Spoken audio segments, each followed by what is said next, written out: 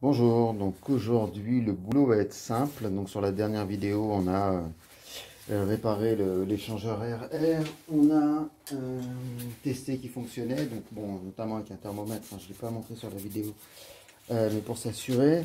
Donc voilà, c'est celui-ci. En théorie j'ai pas besoin de changer l'ancien, mais on va le faire quand même. Donc l'échangeur RR se trouve là.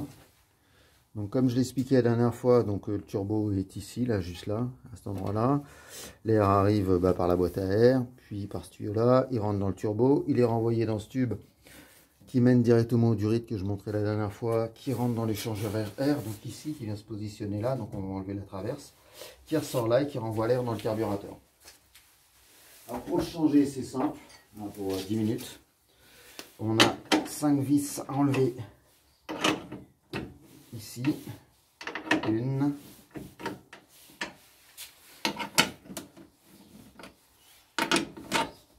Deux. Alors, on défait aussi le câble du capot. Alors, bien évidemment, je l'ai mis juste au niveau de la caméra.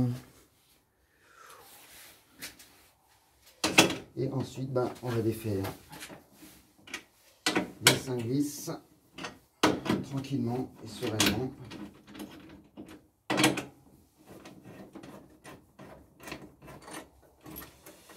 Plus les 2 vis pour la calandre.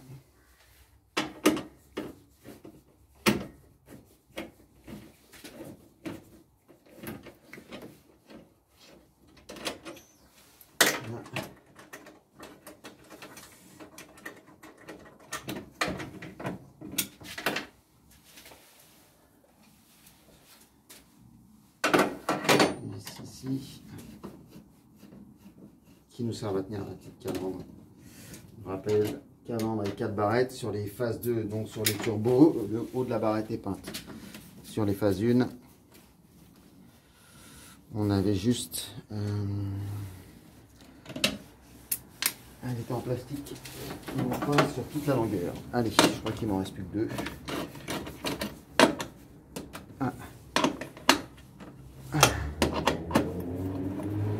Tiens, ça c'est la 205 jaune, gagnée, qui passe tous les samedis, tous les matins.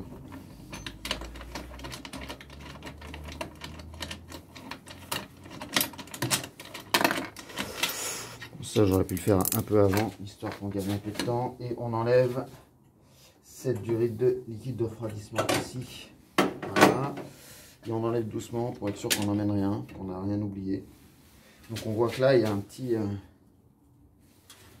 point dur métal et plastique qui vient se positionner là pour caler l'échangeur RR. On la pose tranquillement et on continue. On continue comment? Donc l'une des premières choses à faire, c'est bien évidemment d'enlever les durites.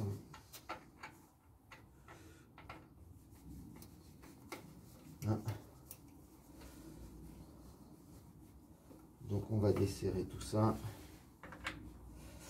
C'est une clé de 7, on peut le faire aussi avec un tournevis. Mais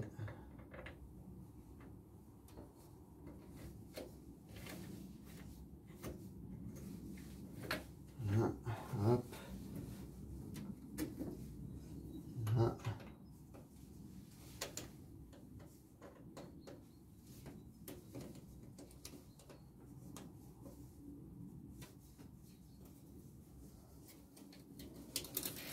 Et enfin la dernière, si j'y arrive.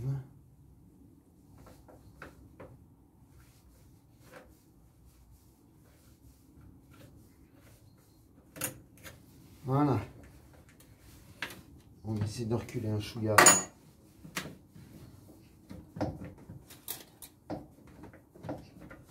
Hein, hop, hop, hop. On recule un petit peu. Et ensuite, on enlève les durites. On conserve les colliers, parce que moi j'aime bien les colliers d'origine. Et du coup, positionner ça sur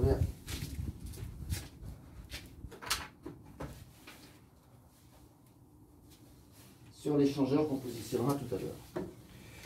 Donc ça, c'était le premier. Ah, c'est desserré, mais peut-être pas assez.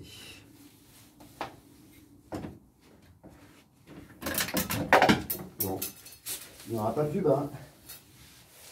Alors donc là, on en profite. On fait quoi? On regarde si c'est propre, on regarde s'il n'y a pas d'huile. Voilà, c'est propre. Pas d'huile qui est renvoyée.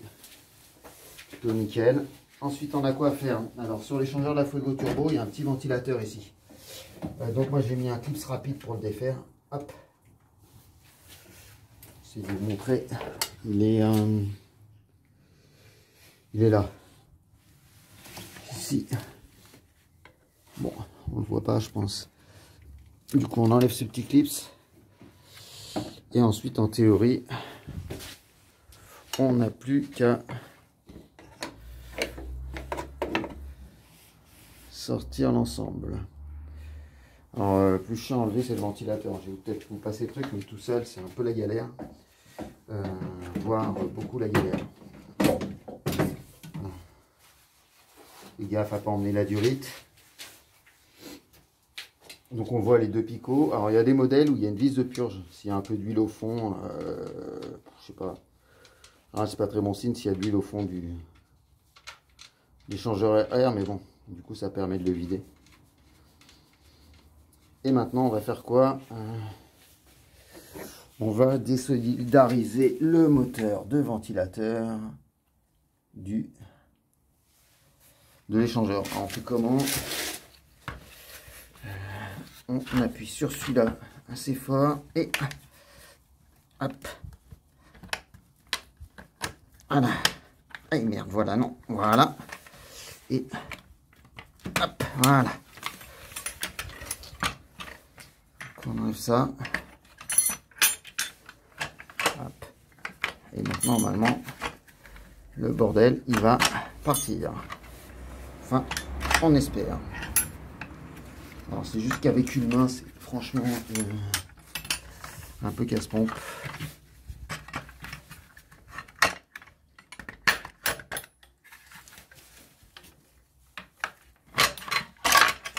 Voilà, donc on en a un et on en a deux.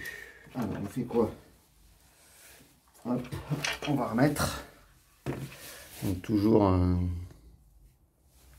la même manipulation. Donc on voit ma bidouille. Donc le moteur de ventilateur est là, il sert à refroidir le carburateur hein, en fait. Pas le... Et donc il va aller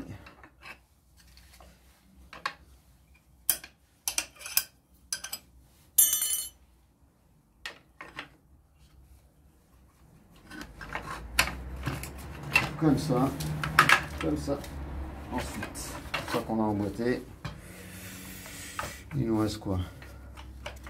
Allez le checker au bon endroit. C'est-à-dire ici, remettre les pattes qui prennent appui sur leur bord de l'échangeur et à appuyer fermement là pour le glisser. Un. Et le deuxième, on met le premier. C'est pas bien compliqué, hein. On fait ça. Il faut juste y aller, hop. Et ne surtout pas le mettre sur les, sur ça. Voilà, ça c'est fait. Hop, je vous ai dit que c'était rapide. On va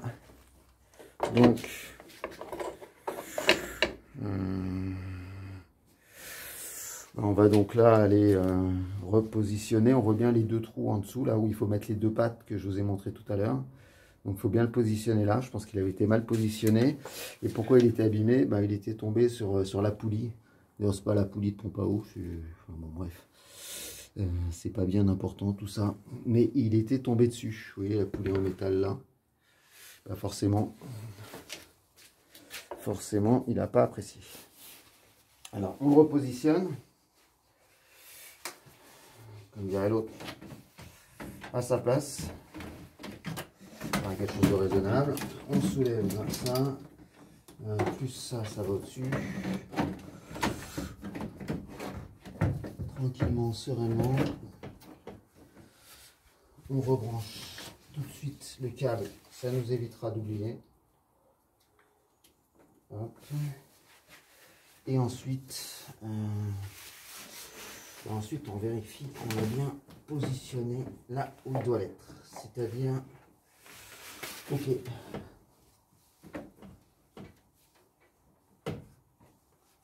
Hop. J'ai mis la première durée, j'aurais peut-être pas dû la mettre intégralement, puisqu'il y a la seconde.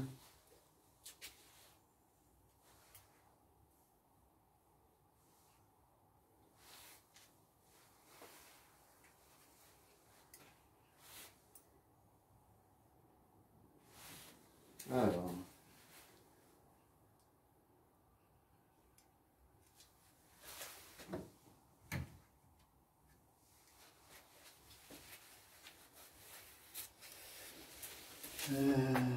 on aura donc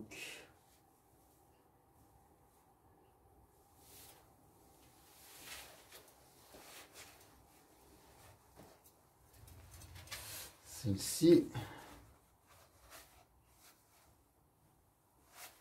et celle-ci. Ok, alors on remet ça. Hop, voilà. Et ensuite,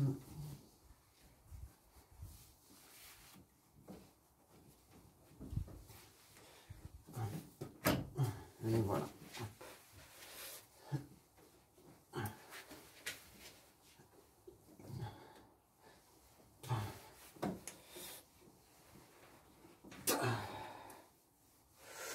Hop.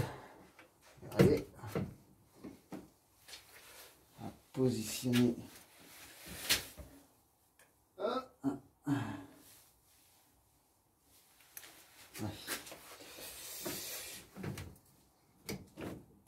Hop. Normalement, allez.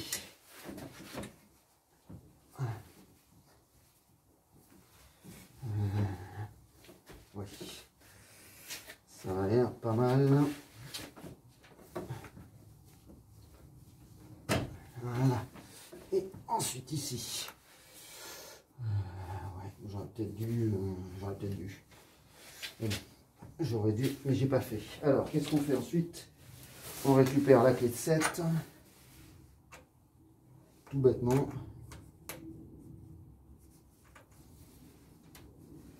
Et on resserre.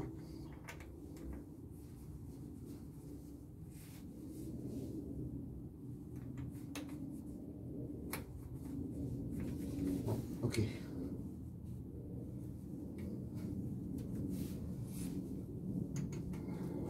C'est plus facile à serrer. Avec la clé de 7, l'autre rentre pas, je sais pas pourquoi. Mais bon, bref, c'est pas très grave.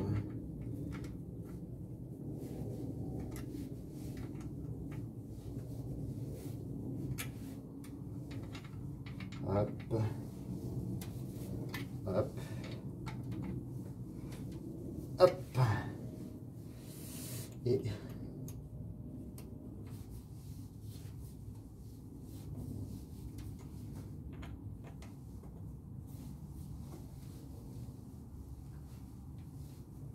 hein, en fait, il y en a une qui fait un peu de résistance.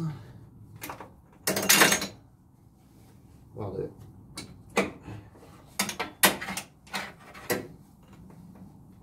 Voilà.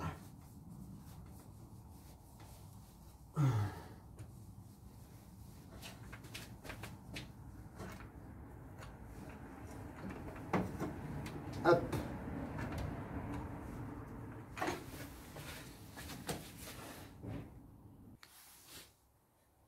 Alors du coup,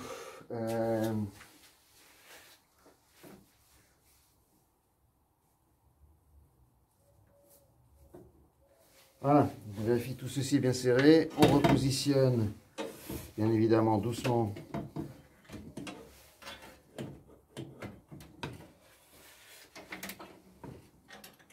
les différents vis.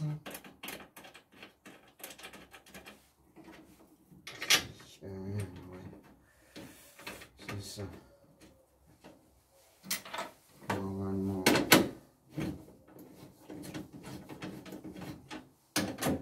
On est pas mal. On n'oublie pas de remettre la durite. Alors, autre chose qu'il faut remettre, pas oublier de remettre, c'est les câbles. Merde.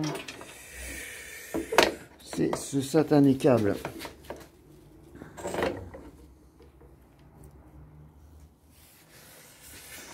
Bon, on a bien vu pourquoi.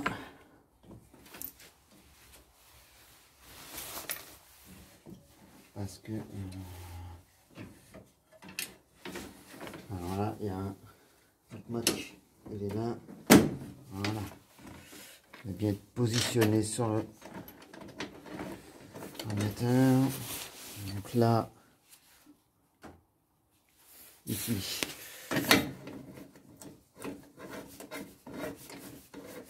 faut vraiment le penser, parce que si on oublie juste de remettre le câble, ça paraît idiot, d'ouverture de capot.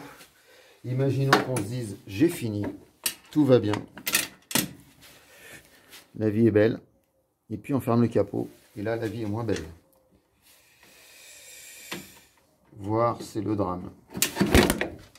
Alors, forcément, il a décidé de partir en vrille. Oui, alors il passe sur mon pied, hein, donc forcément, c'est pas le pied. Bon, j'arrête les blagues pour lui aussi. Alors, on le refixe comme ça. Alors moi, il s'ouvrait vraiment au bout de course, donc j'ai mis deux petits joints noirs, je sais pas si ça se voit ici, pour le tendre un peu plus. Tendu un peu plus, pour l'effet simple.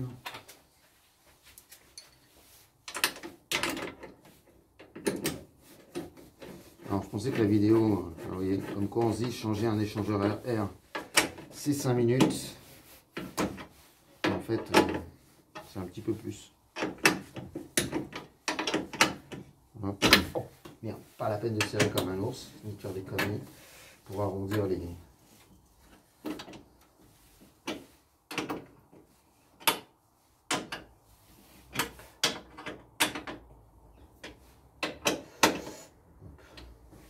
Là, je le fais pas à la clé dynamo. Je le fais à la main. Bon, en attendant, on remet les petites vis qui viennent se positionner gentiment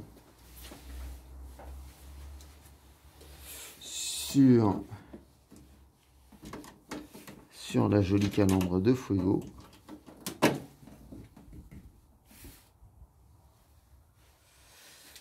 Et on essaye également par la même occasion de retrouver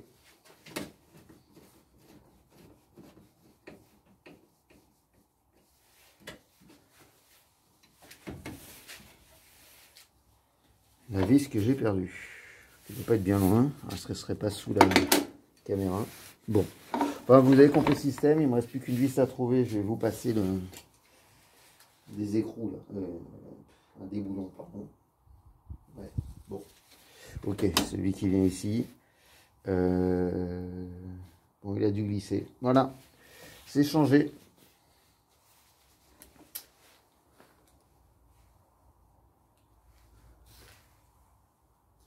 L'ancien est là.